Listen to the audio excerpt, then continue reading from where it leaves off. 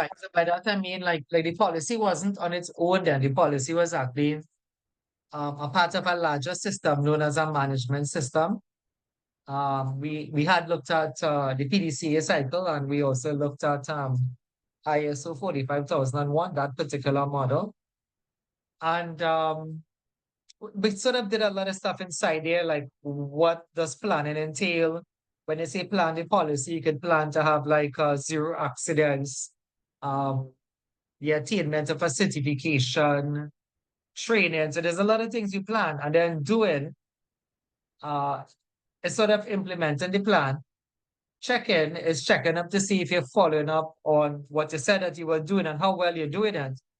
And what about action? Anybody remember what action was all about? Or did I just sell it all there, right? Anybody remember what ACT was all about? ACT was all about, is ACT Action for really, improvement. right, Oh, very good. So, yeah, so acting wasn't really acting at all. Because if it was, it'd be the same as do it. So acting was really short for action for improvement. And with that said, if you put it into context with the diagram you have in your book, you'll see things here like lessons learned. And if you see action for improvement, well, then that is really lessons learned. And if you see management review, well, then that's really action for improvement, right?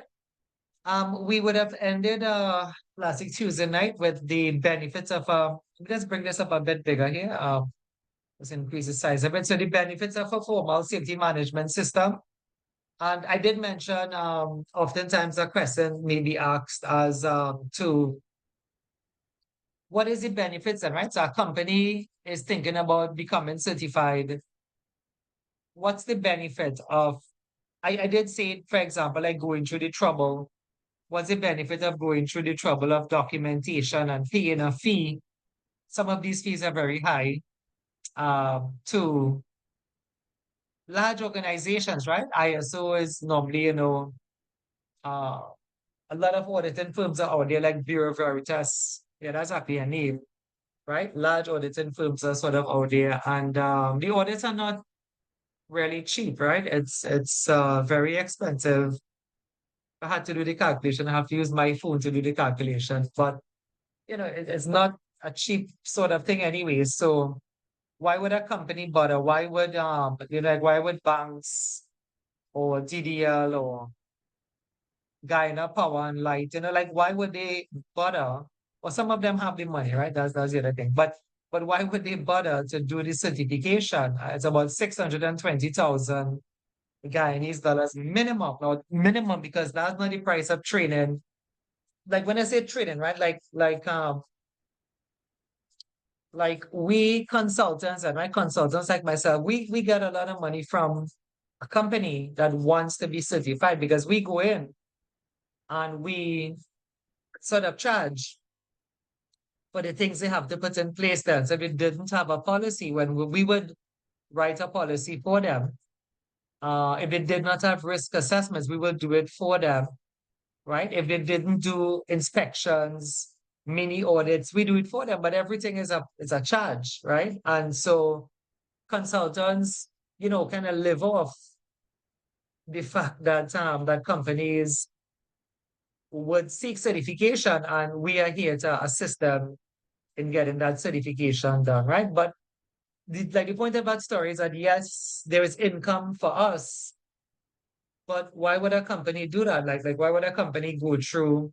And yes, some of them have money. I mean, like if you are in the manufacturing sector and you are selling drinks, banks, flour products, cereal, grain. I mean, it's not as if you are on the bread line there, right? A lot of those companies supply huge national and international retailers. So money's come, right? So a lot of them probably don't know what to do with it. I'm talking from experience here because when I work at Massey, I thought Massey was like that. I thought Massey, is like, I mean, it's products that are being sold and they are, of course, buying and selling as well. But, like everything for Massey was like a meeting. Everything was a meeting. And in my mind, I was saying, well, how do they have time to have all of these meetings? Like 4:30 in the evening, they will call a meeting.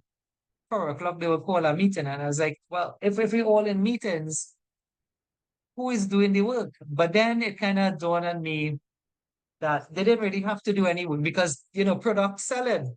You all are going to Massy stores, products are selling. So really and truly the safety department then, like, or that management head of companies like Massy and PriceSmart and Ports and, furniture company, drinks company, they don't really have nothing else to do. Sorry to say it like that, but the thing is, they have the money there, right? They have the money to invest in training and whatever have you. So then that's where we come in, and that's why I say, yeah. So consultants, and you could be one of that as well. I mean, in years to come, right? And so consultants live off the fact that companies, strive for certification. And like I said, it's a fair, nice income, right, that you get from consulting, right? I recently did one. I'm coming back to Guyana uh shortly to get some of that done, actually for DDL, right? And well, at least that's in the pipeline, but I know it's happening because schedules are being made up. And if not that company, there are other companies I would have liaised with anyway, right? And so um why bother then? Why bother all of that? And the answer to it, and that was the passive question, like, why would a company benefit from putting out all of this money, hiring, training, fixing, buying new equipment? And the answer was there is some benefit in getting certification. Well, one of them, it's actually like a boosting point. And you can say now that Guyana Power and Light is ISO certified, right? You can say Schlumberger, well, which is, sort of a, well, you can say Gisby then, right? Guyana Offshore. So Gisby is ISO 45,135. So there's like a boosting point at it. And that boosting point creates the perception that the company is like a safer company. And in reality, it may be because the workers did do the risk assessment. Training was actually done in preparation for those audits. New equipment may have actually been bought. Inspections may have been done. So in a way, there is like an overall increase in safety culture. And what that does, it reduces work-related injuries. I'll just read about two from here, right? Because this is last week, Tuesday work, right? If you have less injuries, well, I guess you'll have less insurance to pay out from your company, right? And there's a whole bunch of benefits here. But I didn't mention the point of blowing up this table was that these are also benefits, right? Like these are the elements of ISO, but in a way, if a company would have met it then that's a benefit, right? If you just take a look at one of them and say, but we did some last week, so let's try to look at one that we didn't look at, right? So let's say internal audits. So to be ISO certified, you must do internal audits. And then, but that's a benefit because in a way, if you do the internal audits, then you get to see where your company is at and fix it before an external audit comes around, right? So that's a benefit. You get to keep the system alive then. An internal audit is sort of checking up. Like if, I mean, an internal audit is very simple. Like if you have, I try to use a simple form. If you have, I would have to say risk assessment, but I mean, that is simple enough in safety, right? But if you have like an inspection form then, right? If you have an inspection form and you say the workshop is inspected 3 times a day, or maybe 1 time a day, right? So an internal audit is going to say, well, can I see the form from last week, Wednesday, right? And then whoever is it, if it's a workshop manager, they'll have to bring the form from last week, Wednesday. And if it is correct, well, then it should have been signed off, dated, signature, stamp, right? So an internal audit helps you to develop the culture of the company, but it also helps you to kind of keep on top of your game, right? So in a way, it's a benefit. It is really an element of the ISO audit, but in a way, if you follow it, you benefit in the long run, right? So you can find an easier one that might be like this one here, emergency preparedness and response. So that's an element of ISO in that if you want to go for certification, you have to do drills. Have you documented the drills? How many drills have you done for the year? Normally 2, right? So in in getting the ISO certification, you would have done drills. Now, doing drills is a benefit because if there is a fire, the workers will know where to go. If there is a bomb scare, the workers will know where to go. If there's a chemical spills, the workers, because they have been doing drills in the long run, in a way, it's a benefit. It's a requirement, but it's also a benefit. So I think you understand it. And again, that was the passive packers, and I have them here. But I was telling you all that here have 9. I think we had checked it on Tuesday. And what if they ask you 15? What if they ask you 10? What if they ask you 12? Well, are you just going to Google it? Well, you probably could, but you can just, if you understand the class, right? If you understand the class, then you don't need Google. You can just turn any one of these into a benefit. There is going to be, but this is the one I did Tuesday, right? There's going to be an emphasis on leadership and commitment. But what does that mean? Well, the safety manager or the CEO may have to actually do a workplace inspection. Yes, CEO of the company, that is not a safety because this is a safety audit. The safety audit requires a CEO. I know what I'm talking about. Yeah, the CEO, not the safety. The it says somebody on the outside. I think we are all at. Let's see.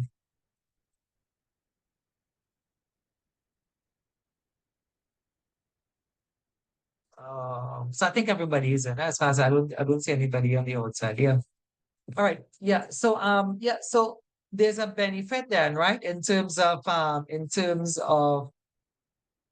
getting certified, right? And that's the idea that even the CEO may have to take part in something in safety, right? How I did it, I don't know if I described that to you already. How I did it, at Massey, what I did, I had well, when I say had, I mean you have to have a communication line with your CEO, right? I mean you cannot just, drop it on them then, right? So I had spoken to the CEO at Massey and I had sort of coached him then in how to host a safety meeting, right? And for those of us who work in companies, at least companies like, I guess most of the better companies out there now, they'll have a safety meeting Monday. Today's Monday, right? So they have a safety meeting typically half 7 on a Monday to 8 o'clock, right? And all the workers would have been accustomed seeing me then, right? Like on a Monday, you come in the room and somebody is there hosting the meeting, right? Shadrach is there hosting the meeting. But on that particular morning, he was there early. This is the next thing. He came early. So he didn't walk in. When he came before half 7, right? And when he went in the room, nobody else was there. So when people started to trickle in, like getting to half 7, everybody would trickle in from the cafe. Who was in front there was the CEO. His name was Stuart. Still is Stuart, but he's not in Massey anymore, right?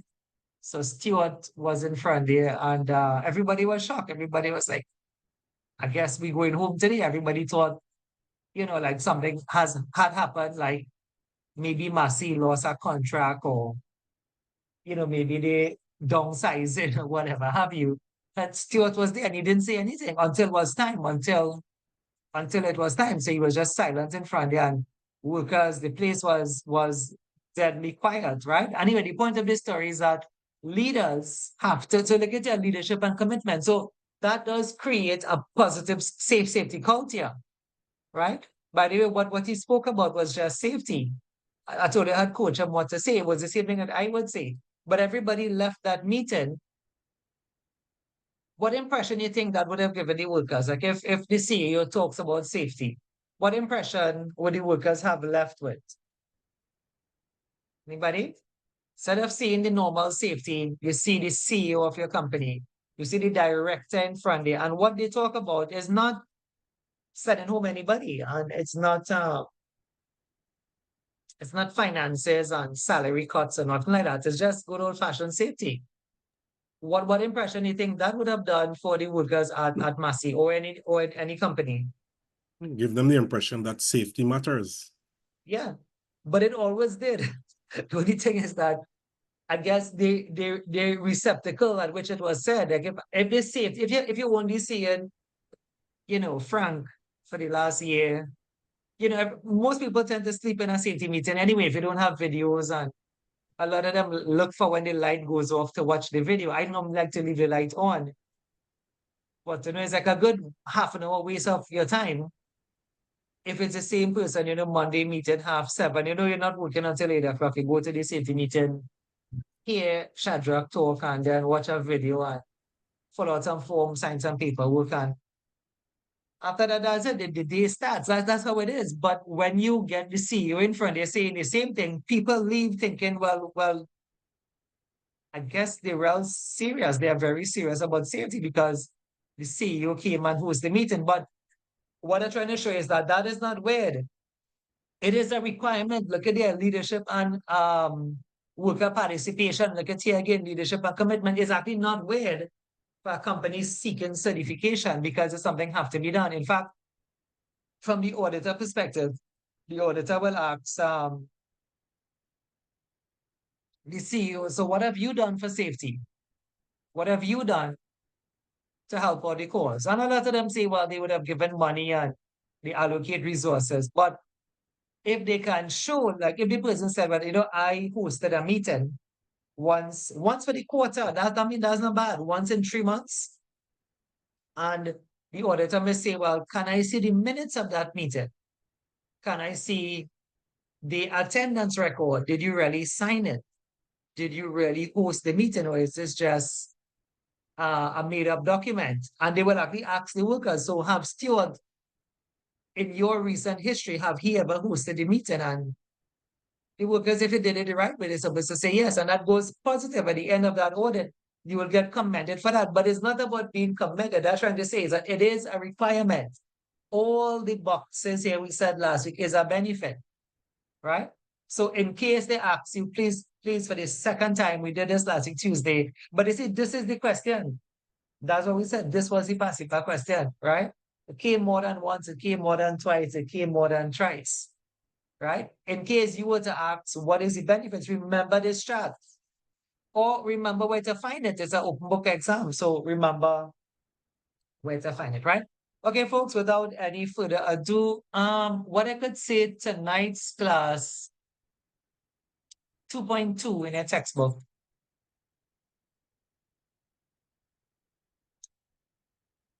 Well, I guess you see my face, right? One question here, one question there, but nothing too in-depth. 2.2. So we head into that now. That's on the syllabus. We have to teach it. As I mentioned to you all folks, you cannot get every single thing for exam because you'll have a very long paper, right?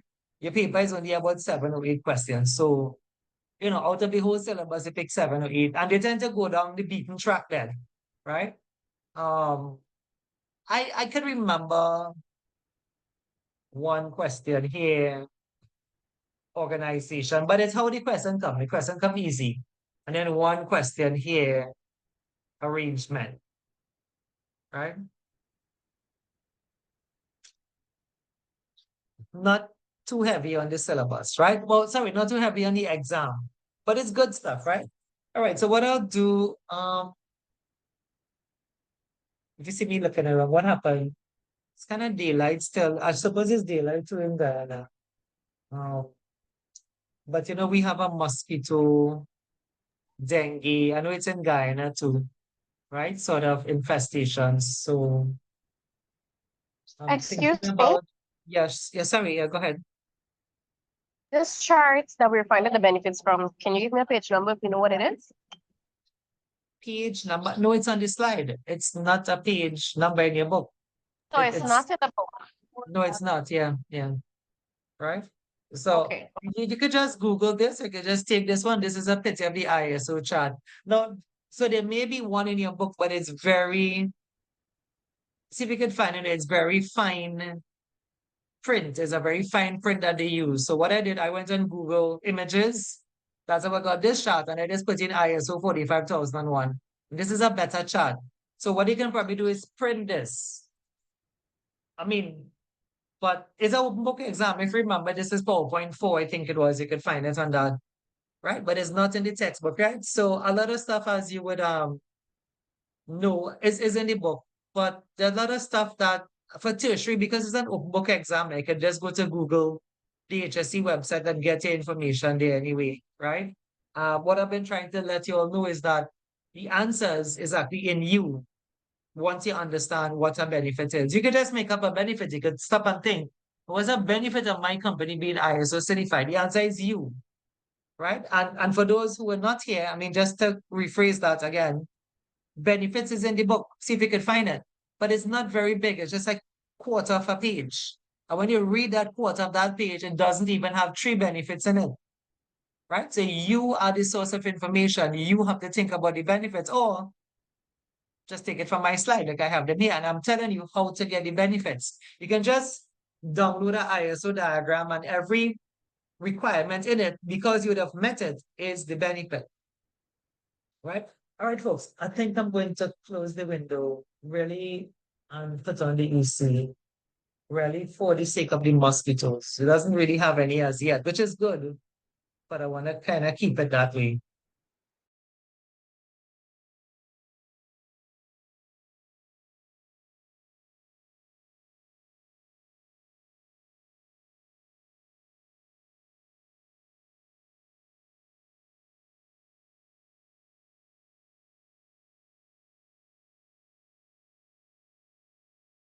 Okay, so I am back. It's just to put the thing on, right? Still is daylight though. For now anyway. All right, so let's make a start to today's class. Well, I have said what I wanted to say, so let's go straight into it. In terms of how common 2.2 is then, right? But we're going into it anyway. What I may do, I may set up a little but a chart, right? Like a summary chart to help you understand what we're looking at, right? So if you have your books, the key features and appropriate content of an organization health and safety policy.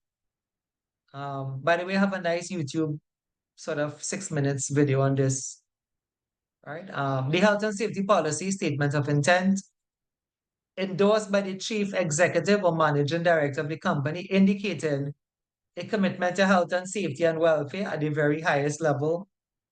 The policy statement of intent shows commitment to comply with common or statute law regarding the health and safety and welfare of its employees, the health and safety of non-employees.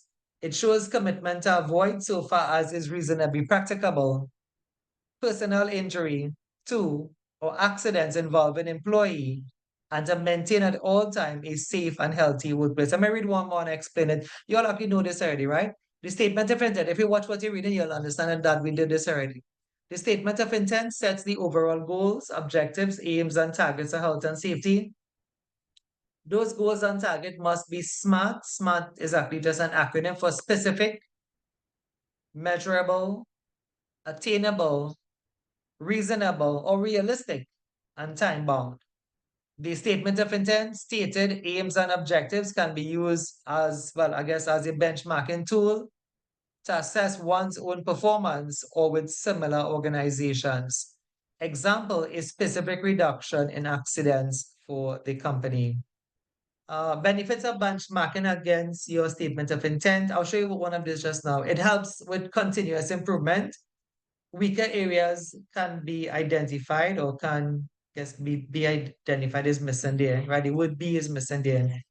It can give confidence to stakeholders if targets are being met, provides useful Facebook for the board and the CEO. The statement of intent must take into account the views of interested parties when establishing the statement of intent. For example, contractors, clients, auditors, the HSE in England must consider technological options such as advancement in IT, has made data collection and presentation much easier for analysis and comparison. You must consider financial, operational, and business requirements. Finally, it must be signed by top management. The statement of intent remind all employees of the obligation to act responsibly and prevent injury to themselves and others, to cooperate with management in all matters relating to health, safety, and welfare.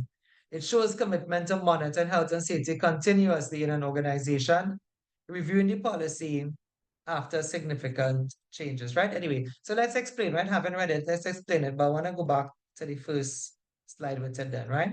So maybe this one is statement of intent. So you all did this already. This is the one pager. This is the one pager that is laminated and placed throughout the company. You enter most companies, as you enter behind the receptionist, you may see a plaque. We did this one last week that said, safety is my first priority, but then it kind of gets into like a one pager. And we did this one last week because this is the page that have the aims. If you want, you can take that down. The statement of intent gives the aims of the company, right? The objectives or the goals of the company. The statement of intent gives the aims of the company, right? Supposed to be aims, right? AIMS, aims, the objectives of the company for health and safety, or the goals of the company for health and safety. And it will say something like, we at, Gisby is committed to zero accidents, zero incidents, care for the environment, that sort of thing then, right? That sort of thing that you get, but it's going to be fleshed out into like about 10 bullet points, and then that is going to be signed by the CEO of the company. So we had given some last week. Let me see if we can probably get about three. I'll tell you why three just now, and I'll tell you why no more than three as well.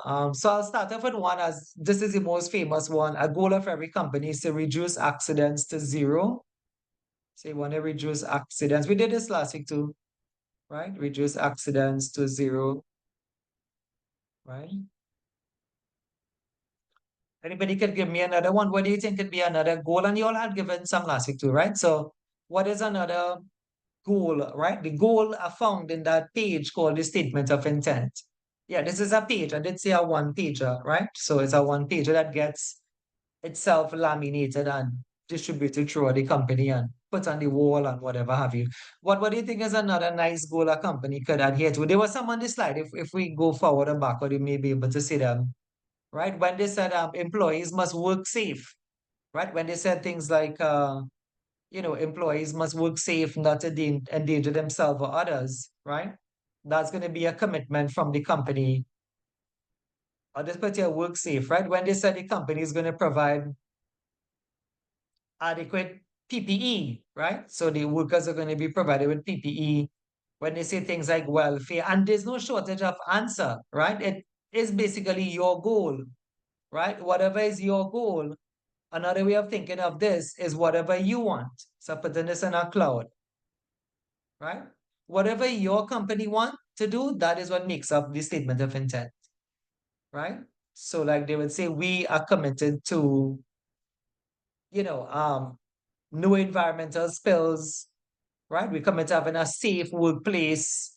We could put more here, right? But the thing is, I was telling you, there's no need to learn more than three, and I'll tell you why. Now, I try to reach five because I don't like four. I mean, four is kind of between three and five, right? So committed to a safe workplace. So the last one is yours. I've given four. What would be your last one? Safe workplace. What is another commitment you think a company would want to have?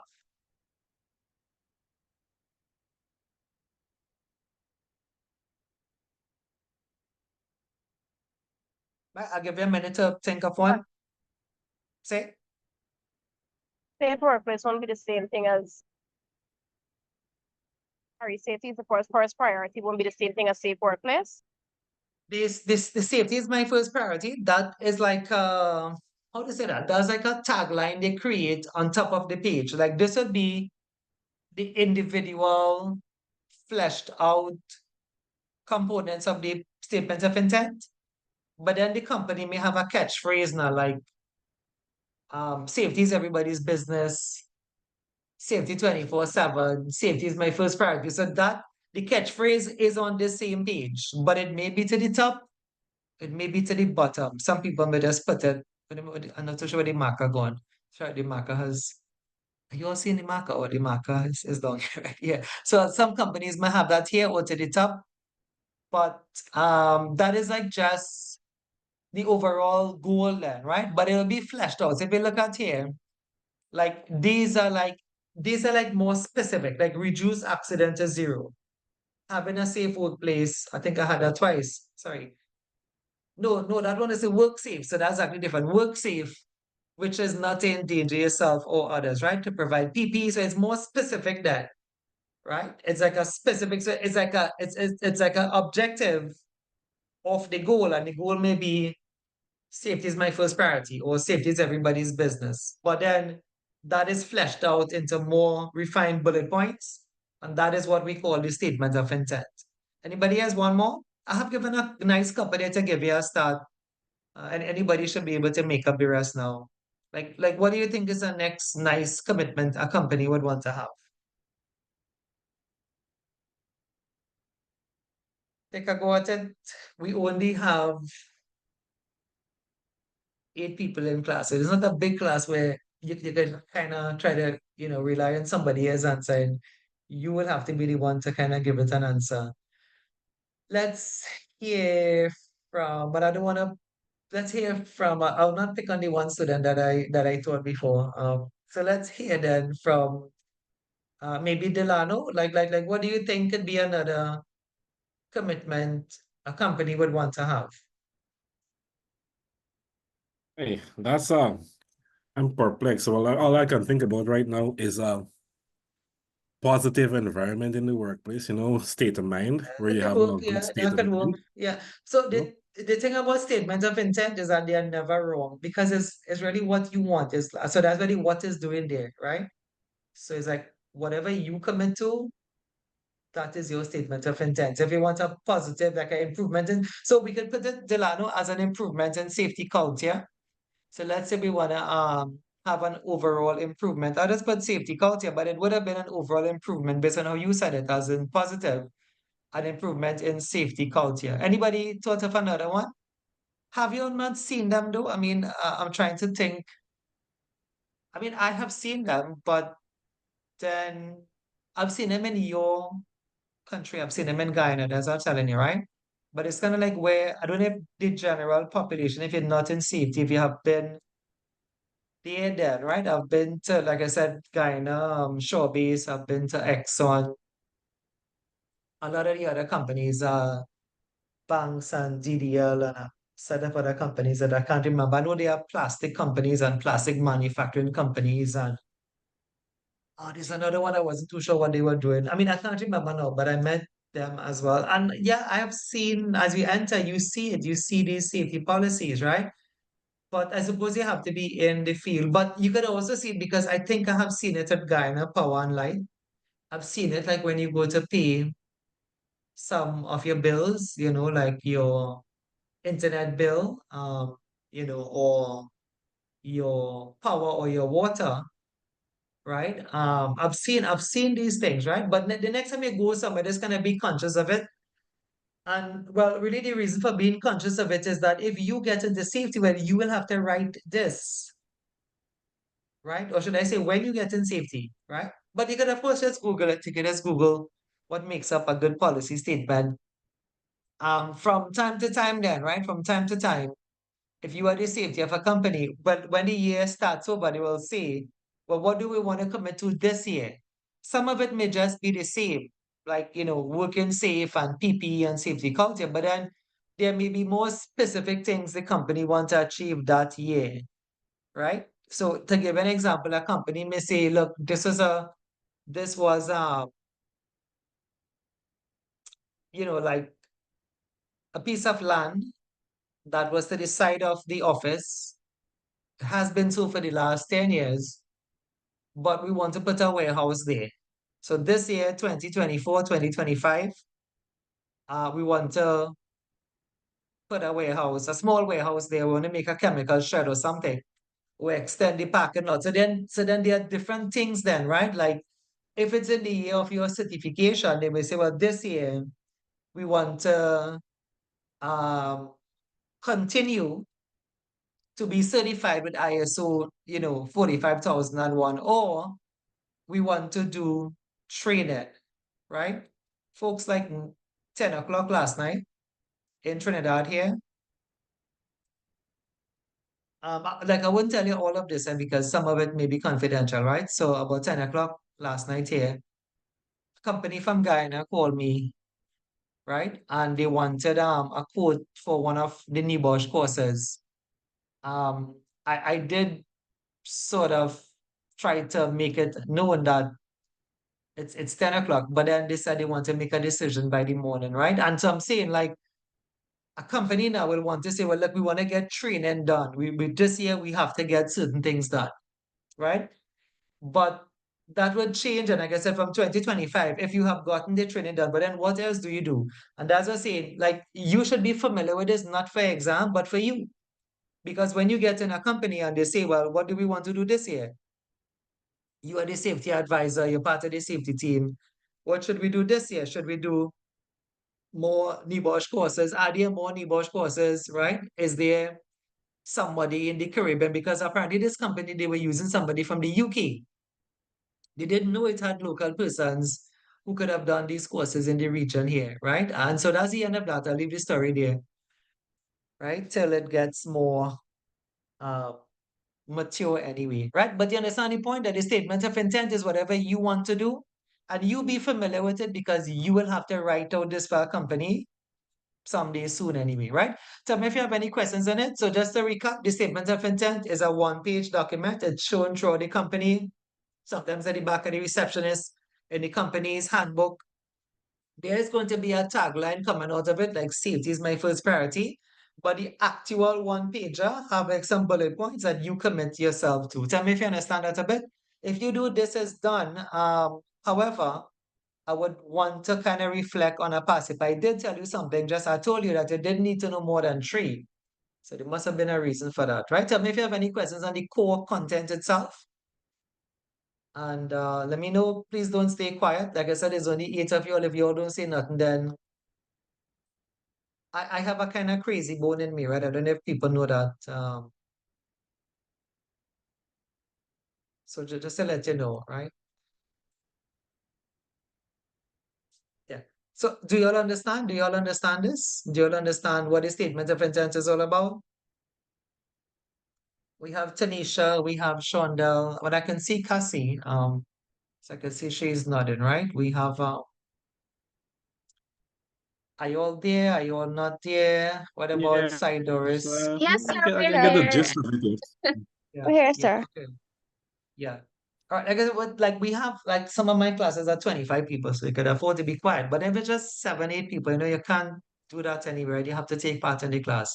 All right. So what I was gonna tell you, right? So I don't know, do you all make notes? Or are we wasting time talking about passive? But do you all make notes? Do you all, like do you all have a book to make notes and stuff Yeah, like I that? make Right? notes. Okay. Yeah. Yes, I All right. do Yes, as sir. well. Make Okay, very notes. good. Very good. Right? Because you see, other than that, it I don't- means I don't- yeah, go ahead. Yeah, I Oh was saying yeah, like I it was saying notes. I usually make my computer as you're talking because my hand goes all over the place. Sometimes I don't understand afterwards what I write, so I do it yeah. on the computer, my phone. Oh, okay, very good. Yeah, well, I was saying like if you're not taking notes, then the past paper session doesn't make sense, right? But there's always like I always try to link it back with a past paper now, right? So anyway, so listen to the past paper. Here's what NEBOSH do, right? I was telling you they didn't need to know more than three. And you may be thinking, why? Why should we know it all? Well, the answer is no, right? Here's what NEBOSH do. I hope you're listening. I'm gonna try to take something off. What they normally do for this question, yes, I told you there's one question. If you heard me at the start, I was kind of squinching, but I was saying there's one question here, there's one question there. Yeah, so literally there's one question here, right?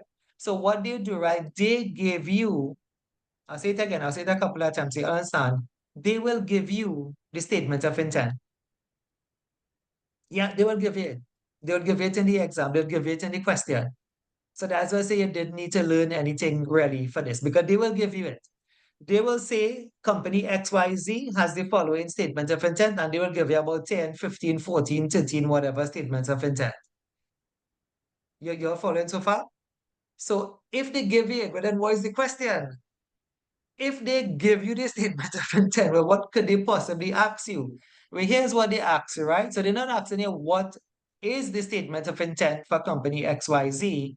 They are going to give you the most common question. Now, again, remember, I should probably say this again because I say it in every class. I'm not quite in the prophesying business. So the most we could do is do a trend analysis, right?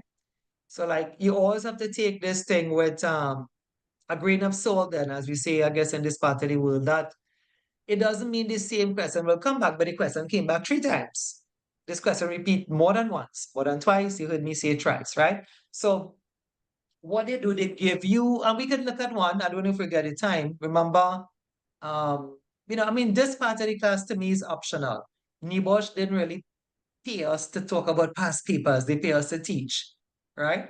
So this is additional to the class then, right? And there are schools out there that have past paper classes. But I tend to tie them in one time because, you have an exam to write. All you have to do is be able to write down what I'm telling you. Write it down that the past paper is giving you the statement of intent. And the thing, though, if they give you it, well, then what could be the question? Well, the question is this. Listen to the question, right? If they give you the statement of intent, I'm trying to pull the marker here. What they ask you is to comment on if you think the statement of intent is being met or if it's being effectively implemented. That's the most common question here. I'll say it one last time. No need to make up your own statement of intent.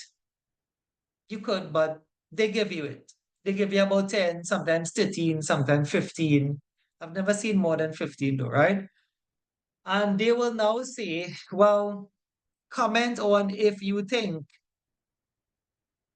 the goal of reducing accident to zero. Comment on if you think the company is meeting that. So the question is, how could you know that? How could you make that comment? Anybody could say how? How could you make a comment? If they say comment on if the goals here are being fulfilled, how could you make that comment? How could Well, you I say think you'd have yes? to read the question or read the passage that Passage. you Yeah, that's it. Right? Yeah, and that's it. Right? analyze. Very well said. Yeah. So it's kind of easy. It's kind of like I tend to say it like comparing apples and apples, apples with apples, and not apples and oranges, because it's the same case study. So that's why I say apples and apples now, right? So it's like when you read the statement of intent, you have to read the case study. So like if this statement of intent said, that's with the first one, it said they are committed to reducing accidents to zero. But when you read the case study, you see it have 3 accidents. So then all they wanted to say now, compare apples and apples, all they wanted to say is that, in my opinion, I believe the goal of reducing accident to zero is not being met. And then you can put a full stop there and then say, well, this is seen in the case study where it was mentioned. The apprentice was injured. Before him, 2 supervisors were injured. Right? And that's it. That's the answer right there. And you don't need anything more. Right? Let's do one more. Let's go to PPE. I'll just do this one. So again, it's like an apples and apples comparison. Right? This question is very easy. A lot of people love it. The day it comes and the sitting it comes, a lot of people like it. Number one, it actually is repeated. Right? There isn't too much of passive bias. Please remember that there's like one question and this is it. Right? Again, I'm not Nibosh. I'm just here. I am that lonely maths teacher telling you that fractions coming for exam. That's what it is like, right? Now, we don't know what type of fraction, but it have fractions on your maths paper, right? So this is like that. This is the tutor just telling you, well, it may have a question here and this is like how it will come, right? 10 to 1, did whoever change this question? For the last 5 years, they haven't changed this question. It's the same kind of setup. They give you 10 statements of intent or 13, and they ask you to comment on if it's being met, right? Let's go to PP. So if they say comment on if the policy is being implemented or the statement of intent is being implemented, as you read the case study, if it says workers have been complaining about PPE or new boots or have been requested new boots for the last 6 months. So when you read that, it should tell you, well, I mean, it doesn't seem as if it is being met. Now, there may be cases where it is being met. I don't know if you'll understand this, right? When they say comment could be good and bad. I think the perspective I have chosen here is kind of negative, but it doesn't have to be. Yeah. So let me finish off this one. So if you read that, you can see, in my opinion, I believe the statement of intent that says we're going to provide PPE for workers is not being met, full stop. And then you say, well, this is seen where it was said, the workshop workers have been requesting new boots for the last 6 months, right? Folks, you all understand that? I don't know if you get it. Comment doesn't have to be bad. Comment just means your views, right? I'll say that again. Comment, that's supposed to be a double M there, right? Comment doesn't have to be bad enough. Comment could be good. Comment is just your views, right? So if there is something else, let's say the case study said that and like an inspection is done twice for the day, and like the workplace is cleaned, and you are the safety department, but can say you are the safety, and it was seen to be well lit. You can say, well, in my opinion, the goal of having a safe workplace is being met. This is seen in the case study where it was said, housekeeping is done on a regular basis and the place is well lit and well kept, right? You will still get a mark because comment, again, if you forgot this, please write it down. I think I've mentioned some of this on orientation day. The key to passing this exam is technique. The key to passing an open book exam is not memory. The key to passing an open book exam is technique. You just have to follow the technique, just like the game of cricket, right? So comment mean your views. Your views can be positive or negative. Doesn't really matter. Once you say, in my opinion, you'll get it correct. You just have to say how you see it. That's the beauty of an open book exam. Anybody in the world who does open book exam knows that. An open book exam is not about what is or what are 10 statements of intent. They're giving you the statements of intent, but you have to think about what you're reading and seeing if it's being met or not being met. All open book exams are the same technique, right? If you have some time, because you all normally have, if you just look at, something educational, I bet you could check up how to answer an open book examiner. But I'm telling you, it's the same thing here. If you want to look at a YouTube video on it or something, or maybe I should do one. I have done some that get I mean, it's not about views. I mean, this is, the whole world seems to be crazy. But yeah, I mean, just to give Jack his jacket there, that's what people look at. People look at views. I have some of these videos that get thousands of views, and I did some 5 years ago. I didn't really do any after that. That is the most watched safety video. Like a past paper is the most watched safety video for NEBOSH, right? Yeah, right here in the Caribbean, right? And so I could do some more, maybe a good idea. If I get the time, is to do a nice video on how to answer an open book. That may do pretty well. That may do good for you as well. But I don't think there's anything like that on YouTube at the moment, right? But it's just the time, I'm busy. It's the time. I often say maybe when I retire, right? I would put these videos on Patreon or something and do something with it, right? But for now, it's time and everything is free anyway, right? Um, so those of us with the books, you want to kind of turn your page out of statement of intent. And the next thing you're supposed to see is organization. I'm going to clean this slide a bit, right? The next thing you're going to see is organization. If you just have your book, just turn the page a bit, you'll see after statement of intent, you turn 1 page, 2 pages, maybe 3 pages to the most. The next thing you'll see is organization, which is this, right? So I'll read it out first and then I'll explain. Again, there is one question here, general question really. Let me read it out first and I'll explain at the end, right? So this section of the policy deals with the roles and responsibilities of those persons who will assist the employer to plan, organize, control, monitor, and review the organization's preventative and protective measures. The organization section of the policy defines the key responsibilities at all levels and their duties, responsibilities of health and safety and welfare. It includes the arrangements for reporting to top management. It doesn't really do that. Actually, there's another part of the policy. It includes the provision for external support for health and safety where needed. Let me read it all first because there's just one explanation here. Same heading, right? The health and safety policy, the organization roles and responsibilities, Directors and senior management responsible for setting the policy, objectives, and targets. HSE advisors responsible for giving advice during risk assessments and accident investigation. Health and safety representatives responsible for representing employees with safety matters with their employer.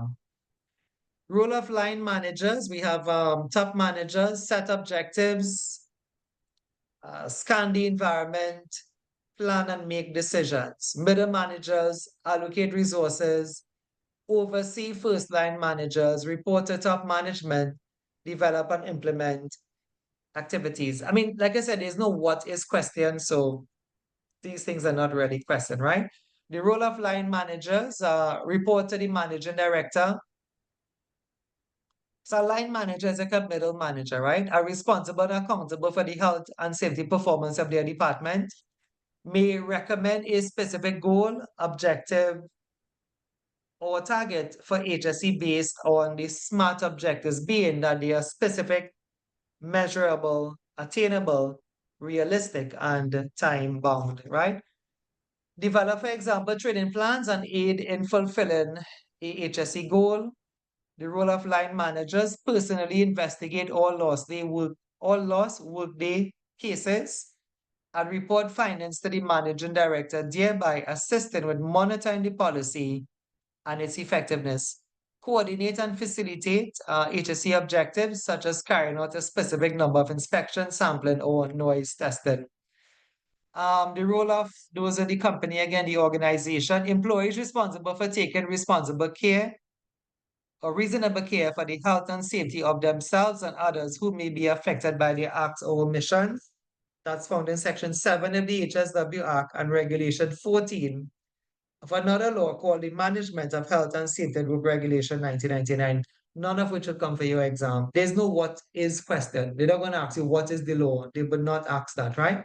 What's the role of fire marshals responsible for the safe evacuation of staff in an emergency or drill? What's the role of a first aider responsible for administering first aid to injured persons? What's the role of supervisors responsible for checking day-to-day compliance with the policy, right? So let's go back and just kind of explain it a bit, and then I'll tie in the past paper, right?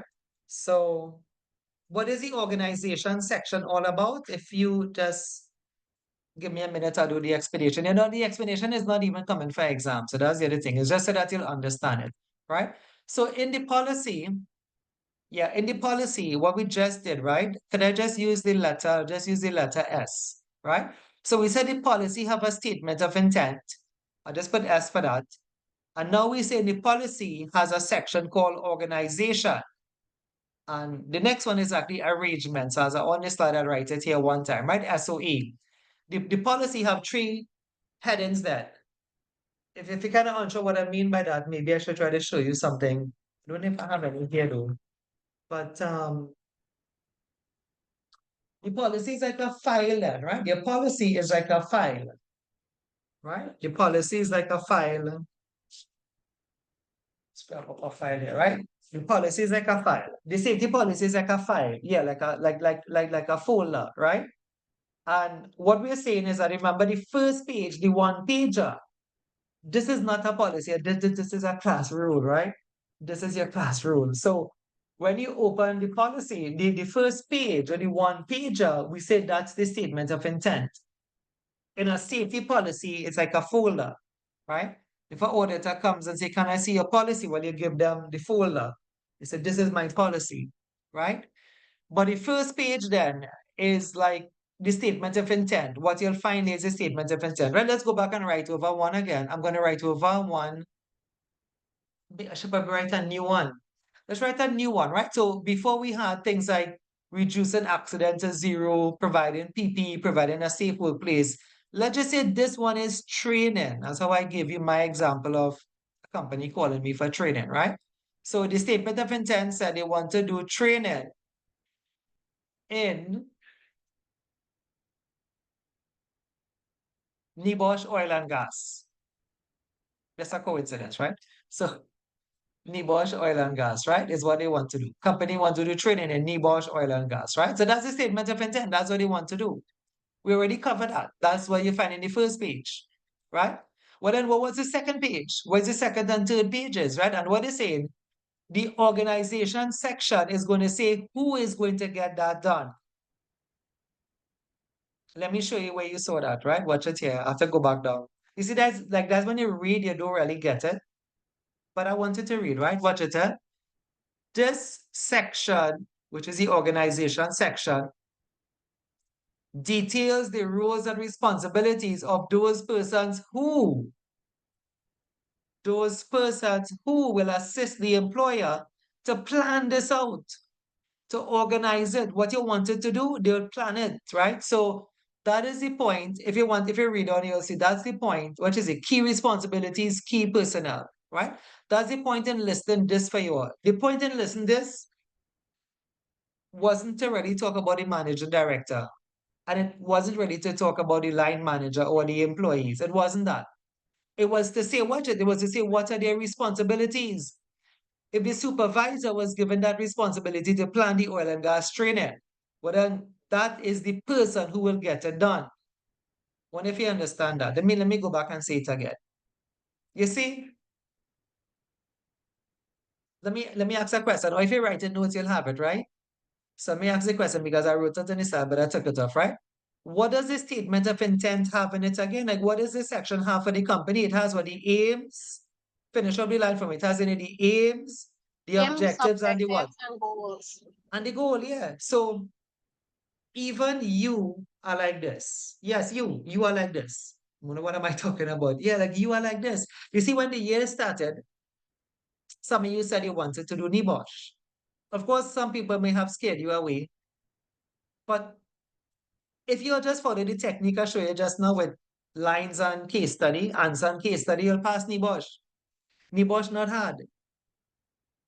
People tend to put an emphasis on it, but NIBOSH today is a comprehension. We were all good in comprehension, even if it was primary school or secondary school. Comprehension not hard. If we say write an essay, no, that's kind of hard, right? If we say write a short story, that's kind of hard. But if you say a comprehension, the answers in the comprehension, if you remember doing comprehension in secondary school, people, they say what did what did the boy do when he was scared, in the night? Well, the answer is in the comprehension. You don't have to really dream up a boy and say, well, I wonder what this boy did when he was scared. No, you read the comprehension. So how could you all say NIBOSH is hard? NIBOSH is not hard. Now, if it was hard, how come so much people passing it? How come so much a guy needs passing it? I think I told you the last class I had only one person fail. And she failed because it was a personal issue that she was going through. Wouldn't tell you that because it is personal. Right? How come everybody passed then? So how is NIBOSH hard, right? And so the point I'm trying to tell you now, I was saying you are like this. Like when the year started, what I'm saying is that you had a goal to do NIBOSH. But you see, if you leave it as a goal, it wouldn't get done. Right? And that's what we see happening here. The company have a goal to do training or whatever, to provide PP, whatever. Remember, we're talking about general company, right? This is not just me. I'm talking in general, right? A company have a goal. But if they never say, look, let's ask Frank, let's ask Robert, right? If he could organize this thing for us. Because we don't know who doing first aid, I say first aid now, right? We don't know who doing oil and gas. And if we know, can we get a quote? Is this person accredited? Are they for real? Right? Is the cost comparative to like other companies, or is it even better? Well, you all know, folks, you all know, right? I mean, you all know, like we offer NIBOSH cheaper than the other entity in Guyana. Same in Trinidad, we have always had that. I think I mentioned that here, right? So it's given to a person. So you all understand it now. So when you say organization, that's the point about putting the supervisor. That's the point about putting the director. That's why I have them on the slide. It wasn't to put them there because they're part of really the organization. I mean, they are part of it, but it was because that is the person with the role and the responsibility for organizing what you said you needed to do. Think you get it a bit? You see, if your goal stay as a goal, it will die.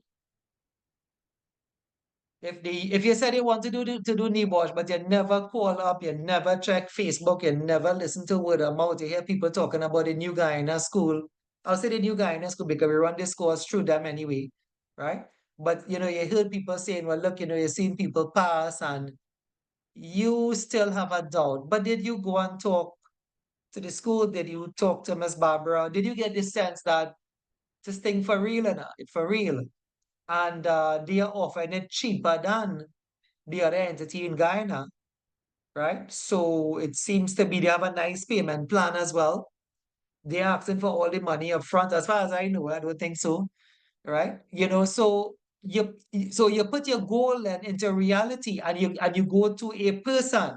The person in this case here being the new guy in a school through, well, via Shadrach Safety Institute, right? So I think you understand it. The policy, watch it again, must be given to a person. Your goal must be fleshed out to a person, otherwise it wouldn't get done. Think of yourself. Your goal, people help you, teachers help you. These big glasses, come on. Let me read something for you. Somebody sent me something today. I'll show you it on the screen because next thing you'll say I'm making this thing up for myself, right? The only thing though is that 100 people, yeah, we have 100 students in the school. This is actually not a joke. I told the person to go on Facebook and put it. Hmm.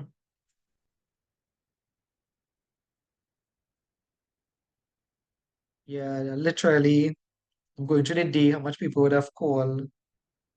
Somebody sent me something early this morning. Let me read it for you, right? This is from a lady by the name of Sharon. I'll show you a piece of it. I'll just read piece of it, right? So after receiving my NIBOSH, I was contracted for a year on a project by a contractor at Heritage Petroleum. Heritage Petroleum is the state oil company in Trinidad and Tobago, right? She said, I winged it. I winged it meaning she wasn't really experienced. I winged it and got through all right. But this year was my second experience, and boy, did I enjoy it. I was hired by HMS to provide safety coverage at Nutrien, which is a big nitrogen plant in Trinidad, at the June 24th turnaround. And I tell you, I'm so happy that I have this certification. I mean, the level of respect you get. I say all this to say thank you for your tutelage and assistance in helping me reach my goal. My experience in the future will surely bring its own reward. So, what I'm telling you, right, is you have your goal. Your goal is to get in the oil and gas sector, get a good job, right? But you just go stay there. I mean, I know you all know, but you all didn't do that. You all got on to the new guy in a school. So definitely, you all are on your way. I know when this lady wasn't working, right? I know when she wasn't working. I know what she was doing. She was doing a lot of money schemes, a lot of what do you call it? Susu. Yeah, she was doing a lot of susu, right? And look, this thing came true today. This is today. This is not 5 years ago. This is today, right? So the point is here, when you make your goal, put it, put some reality to it, right? You wouldn't be here forever, even though you may find the hour and a half is harsh, stressful. You don't be here forever, right? Soon you'll have this certificate in your hand. And like I said, that's a globally recognized cert. That's not from Trinidad. That's not from the University of Guyana. That is the real cert. You could go England with that. And I think I told you all about Troy Dell. I don't want to tell his story again. That was last week's story, right? A Guyanese that went, and he's a safety manager for a company there now. Yeah, you're qualified to work in England. You probably don't believe it. Hopefully the stories will convince you. Anyway, I'm moving on. All right. Um, so could I just come back to the slide now instead of talking about pep talk and your reality? So back to this slide, right? Back to this slide. In a company, if the action was not done, one of the reasons for having the responsible person is that you could actually hold them accountable there. right? So this is one of them. This okay, so see if you understand that. Having assigned the what, which is the goal, to a responsible person, if the goal was not met, you can actually hold that person responsible. Let me give you an example. So let's say it was really Exxon, and they really had a deadline to get three quotation, right? So if today is Monday, 8 o'clock in the morning, they said, listen, we need to see the three quotation, and it wasn't there, whether they'd hold this person responsible. They will say, Frank, you was appointed the person to call up three centers and get three quotation for oil and gas. Look, it's Monday morning, the manager say he wanted, and you didn't do it. So that's the point. So folks, you understand that? And any goal you could think about, any goal you could think about. Seen a strange name coming in the class, but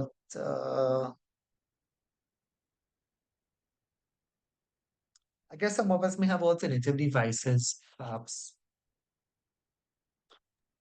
Yeah, sir. It's me actually. Oh, One of my sorry. devices is to Oh, die, so sorry. I'm Yeah. going to No, what log happened? into Yeah, it. we really do have 100 students in the school. So what happened? We use the same link now, the same code that you all use.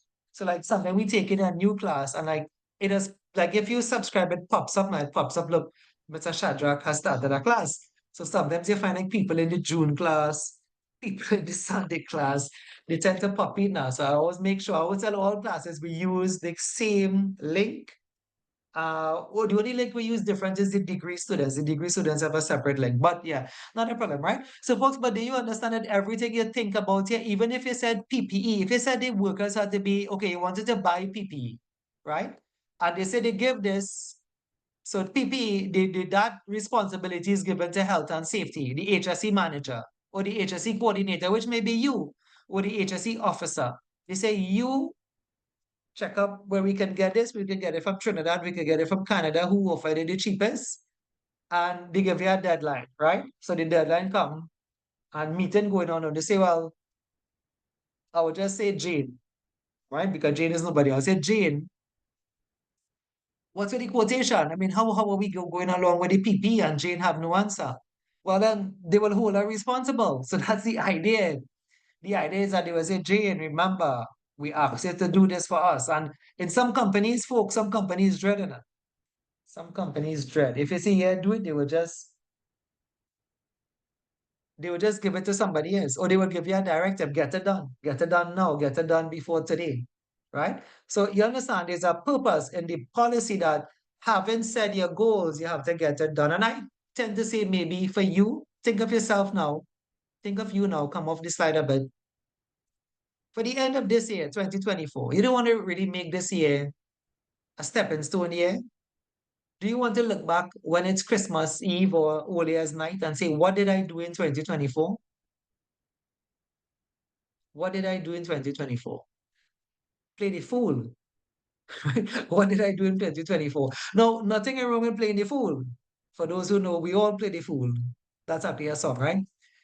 Everybody plays the fool. But what did you do for yourself? So you can play the fool, but get something done for yourself. What do you think is my goal? Why do you think I'm coming to Guyana? That's part of my goal. That's part of expanding the company, right?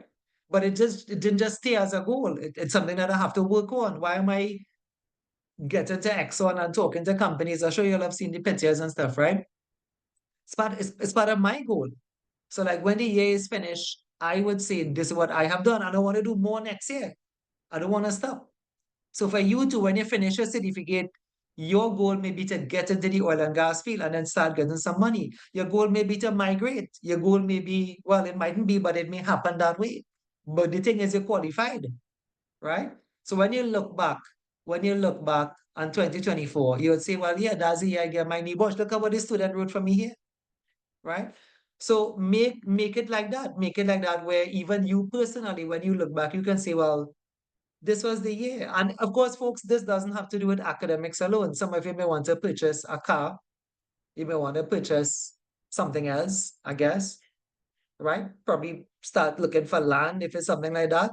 I did all of that, I'm not just talking from joke, right? I built my house from scratch. This house I in here, I'm building from scratch. I would say below scratch. Why I say below scratch is because we had to excavate. We had to excavate the land here. The land was kind of bad, right? So, but that was 2014.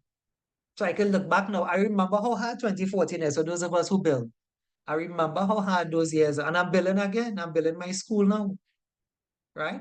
So whatever is your goal, make it a year that you say, yes, do like me.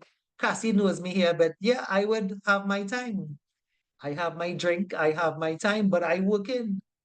I work in, right? I'm making sure that, when you look back to 2024, that something was done. Don't let it just be a whole wasted year. Let this be the year that you get Nibosh, right? And to get it, folks, listen to it. I'm going to end with this now. We're going to end organization with this. Is not hard. All you have to do is a comprehension. You don't have to study. Forget who tell you Nibosh hard. I telling you it easy. If you could have done how hard it is to go in a case study and see where it is they said provide PPE. And if you see the company said or the case study said the workers were complaining for boots, how hard is that to say, in my opinion? That's what Nibosh is. After all of this big lecture, after your textbook, your 2 textbooks, that's what Nibosh is. For you to say, in my opinion, I believe that the policy is not effectively implemented regards of PPE because you can say in the case study, it was mentioned, the workers have been complaining 6 months of boots. How hard is that? You all could do that. You all could more than do that, right? I told you all that last week. Play back the video and you see, because I listened to it. Unless you fall asleep. Like if you're feeling like if you can't sleep in the night, just put on my video. It tends to work all the time. You tend to fall asleep one time, right? Yeah, for real. No, for real, for real. If you can't sleep, just put on my video. Just fall asleep one time. All right, let's go to the last one, which is organized, which is arrangement. It's not funny, it's so real. Students tell me that when they say they can't sleep, just put on my video. At least it's good for something. A good night's sleep is good, right? All right, so the last one here is arrangements. So if you wonder what do I mean the last one here, so let's get back to it. The policy is a folder. In a way, when you open the first page, even this is a class register, right? But I mean, in safety, when you open the first page, you're going to find the statement of intent. That's like what the company wants to achieve, 0 accidents. The next couple of pages is who have to do it. They'll actually name the person. To those of us in the book, right? If you look at the book, I always see that organizational chart. Like, so you see the org chart. If you look at the org chart, see if you see the same thing on there. I just took it out and I wrote it here now.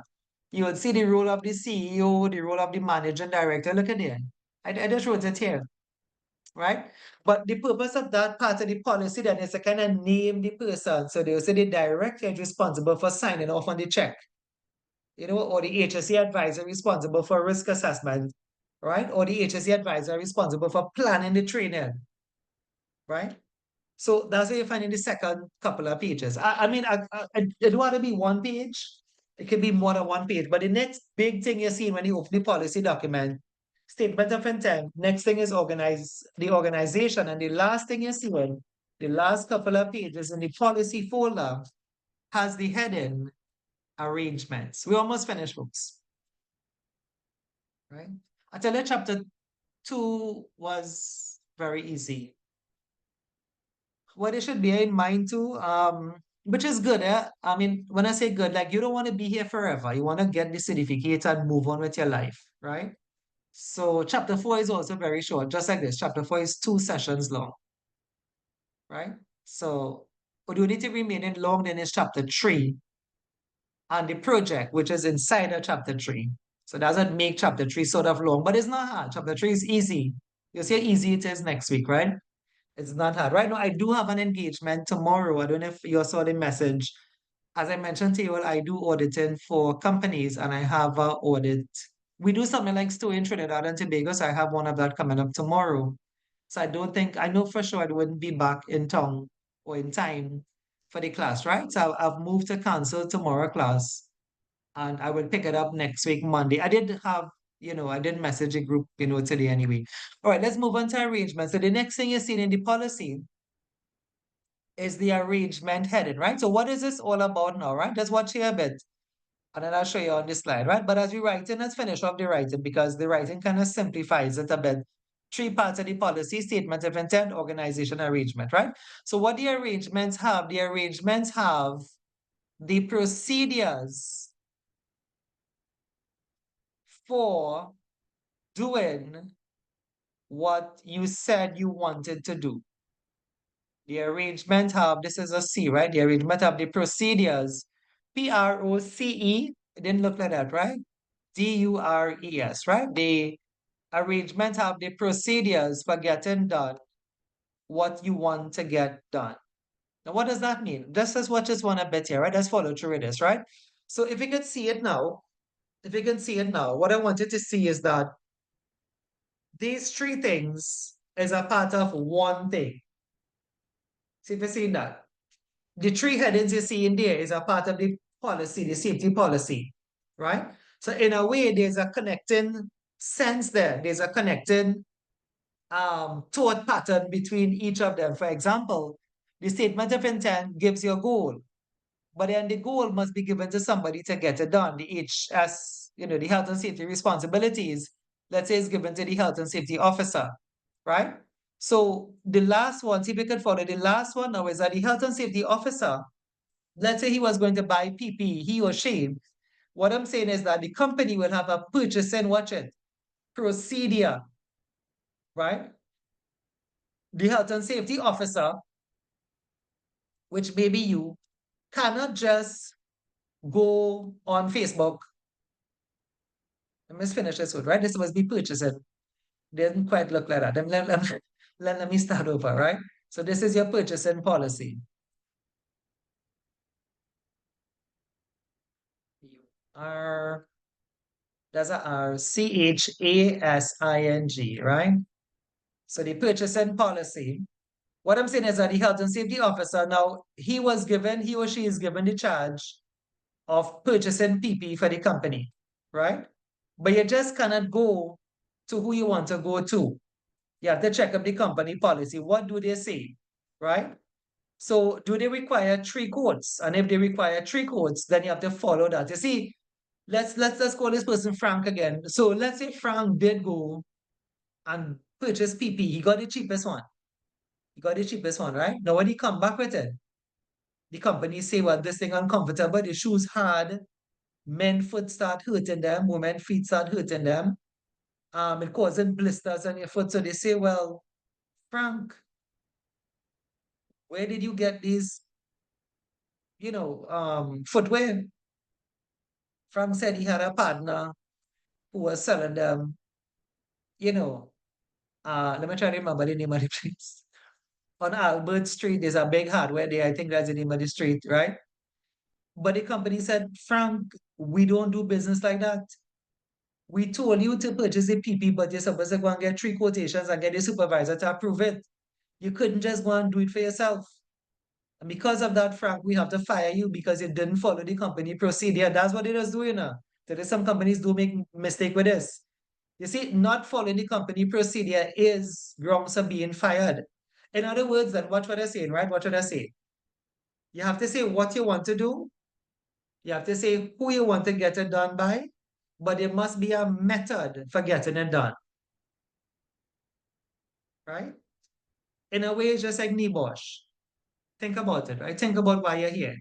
You want to do NIBOSH, you come to us, but you just can't write craziness. There's a method to pass an exam. The method is not essay writing.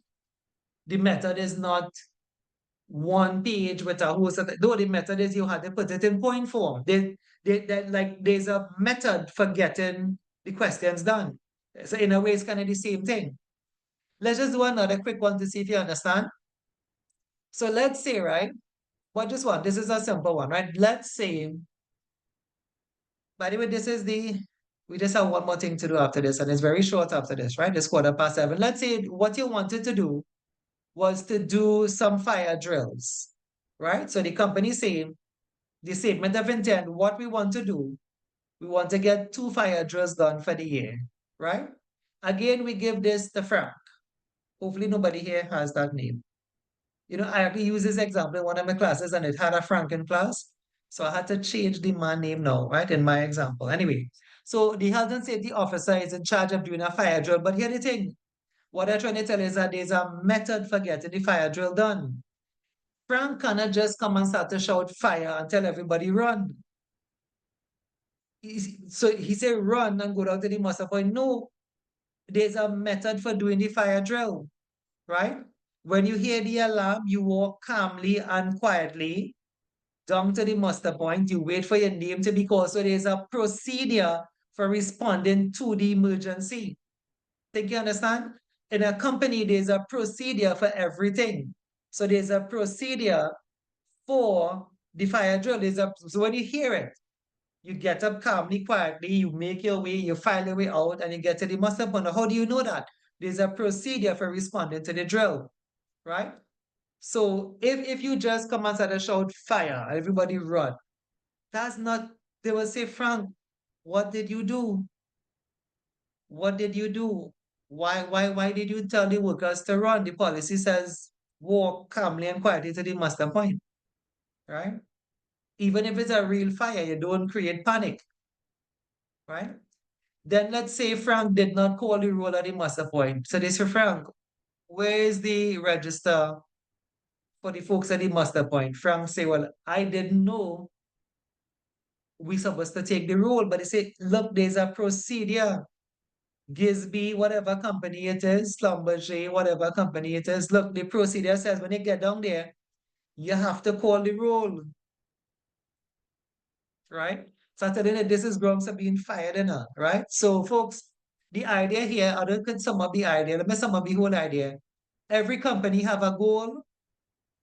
Every goal is given to a responsible person, and the responsible person is to follow the company's procedures for getting it done. If you want, I could use a non-safety one because we almost finished. A non-safety one is like, you want a day off. You want a day off, right?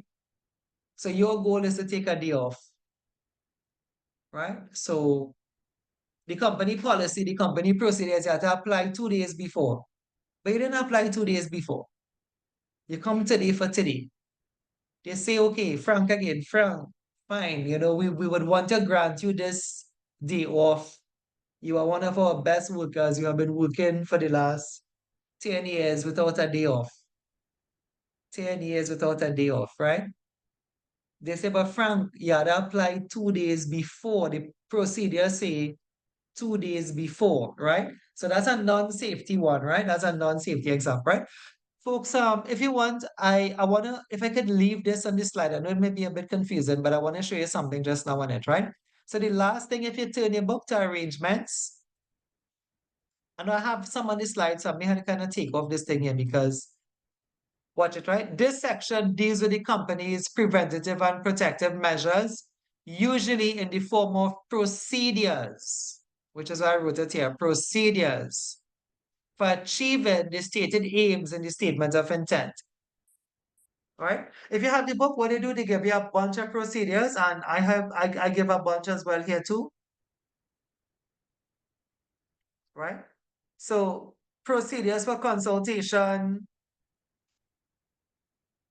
provision for written instructions for fire. I mean, you don't really need to know any of them. You have to really know that the word arrangement means procedures, and in a policy, there's a procedure for everything. Think about it.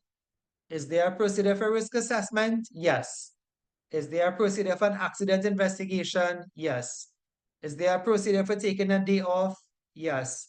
Is there a procedure for inspection? Yes. Is there a procedure for housekeeping? Yes. You don't have to learn it. You just have to know what I'm teaching you, that everything in a company have a procedure. How do you know to come to work in your uniform? How do you know to come to work in your uniform? How do workers know to come to work in PPE? There's a procedure for it, right? So that's what we did here. We kind of did watch it. Procedures, procedures, procedures, procedures. But you don't need to learn any because they're not going to ask you even to, but you have to understand that a company have a procedure for everything. Procedure for material handling, procedures are when you probably working around, like a display screen equipment, or even using the company equipment. What's the procedure for when you're returning the company van? What's the procedure for requesting a van or a truck or a car from the company? What's the procedure for requesting a truck or a van from the company to carry home? There's a procedure for it. You just can't jump in the van and take the keys and drive off. That's theft. But you can go to the proper procedure and then you get the van for the weekend. You may work for Saturday, but then you have it Sunday. They say bring it back Monday. Massey used to do that. But you had to follow the procedures for getting the van, right? Anyway, the last thing here is this, right? When I say last thing, watch the slide finished there, right? So the last thing with 5 minutes to go, 6 minutes to go. The last thing is that from time to time, what you wrote down will have to be updated. From time to time, what you write for the year then will have to be updated. And this slide gives you like when you need to update. So it says when it's time. So maybe it's the end of 2024, 2025 have started, right? So you did do the oil and gas trading. That was 2024. So what you want to do in 2025? You want to do more oil and gas? Fine, better for me, right? So you did buy the PP for the workers, but maybe it's time to buy another set. You did do 2 drills. Well, now it's July, so maybe you did 1 if you're now starting, right? So 2025, you want to do 2 drills. So then when it's time, that's what I said, you have to come and update. Where's my folder? You have to update the folder then. You have to update what was good for 2024 then may not be good for 2025, right? So when it's time, you have to update your policy. Some companies do it every 3 years.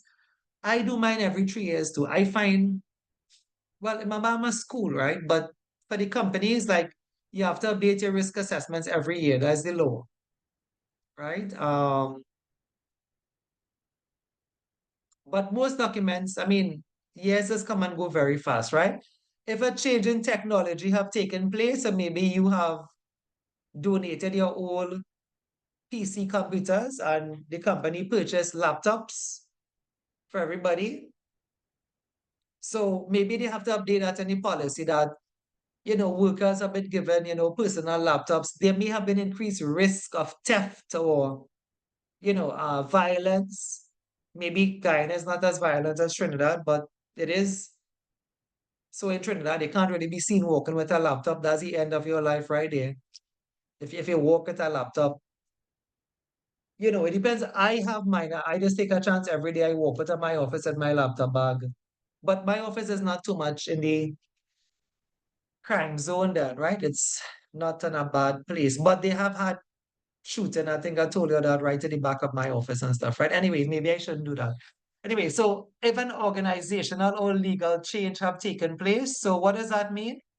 So let's say after all of this trouble here now, we mentioned Frank. Let's say Frank left this company. Frank say he can't cope with this amount of stress.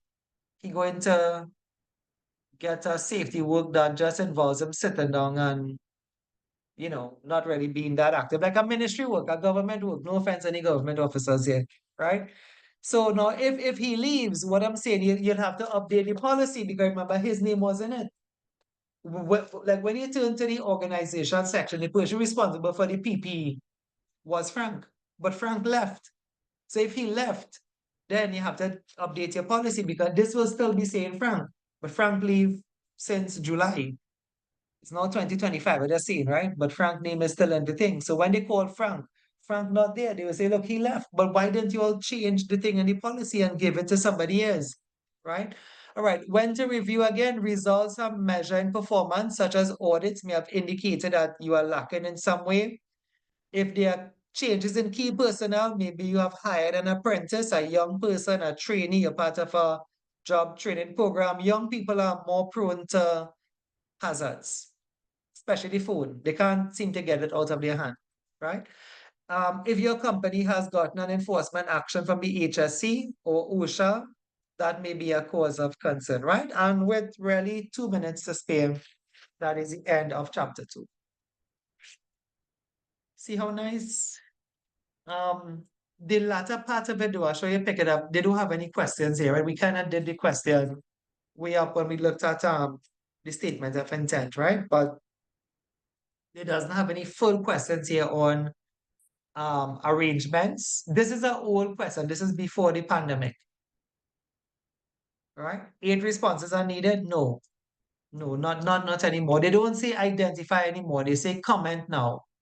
So they don't really ask you what is 8 arrangement. This is from before the pandemic, right? That's the only question I could have gotten because they don't have any now, right? right? That's what I was telling you, I don't have any questions on that. But to be fair, we put in one, but that's not really your question, right? It doesn't really have one, right?